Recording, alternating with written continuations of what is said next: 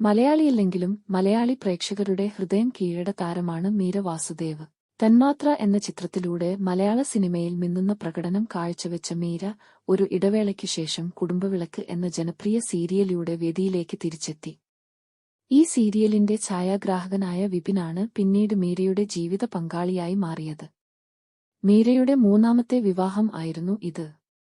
ഇപ്പോൾ ഭർത്താവ് വിപിനൊപ്പം നടത്തിയ രാമേശ്വരം യാത്രയുടെ മനോഹര മുഹൂർത്തങ്ങൾ സോഷ്യൽ മീഡിയയിലൂടെയാണ് താരം പങ്കുവച്ചത്. പെർഫെക്റ്റ് ഷോട്ട് കിട്ടാൻ പാടുപെടുന്ന പാവം മനുഷ്യൻ എന്ന കുറിപ്പോടെയാണ് മീര ഇൻസ്റ്റഗ്രാമിൽ ഒരു വീഡിയോ പങ്കുവച്ചത്. അതിനൊപ്പം പിക്ചർ പെർഫെക്റ്റ് കപ്പിൾ എന്ന രീതിയിലും അവർ സെൽഫ് സ്പോട്ട്ലൈറ്റ് ചെയ്തു. പാമ്പൻ പാലം, APJ അബ്ദുൽ കലാം മെമ്മോറിയൽ, രാമനാഥസ്വാമി ക്ഷേത്രം, സാക്ഷി ഹനുമാൻ ക്ഷേത്രം എന്നിവ സന്ദർശിച്ച മുഹൂർത്തങ്ങളും ചിത്രങ്ങളുമായി ഇൻസ്റ്റാഗ്രാം പോസ്റ്റുകൾ ശ്രദ്ധേയമാവുന്നു.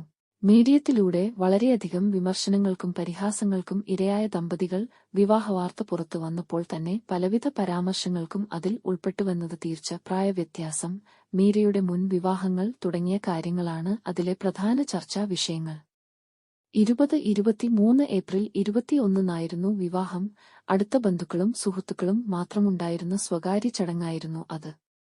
വിവാഹ ചിത്രങ്ങളും വേളകളും പങ്കുവച്ചതോടെ ആരാധകർ വിശദമായ അറിയാനായി. വിപിൻ പാലക്കാട് സ്വദേശിയും കുടുംബവിളക്ക് അടക്കമുള്ള അനേകം സീരിയലുകളുടെ ഛായാഗ്രാഹകനുമാണ്. ഡോക്യുമെന്ററികളിലും ഇദ്ദേഹം സജീവമാണ്.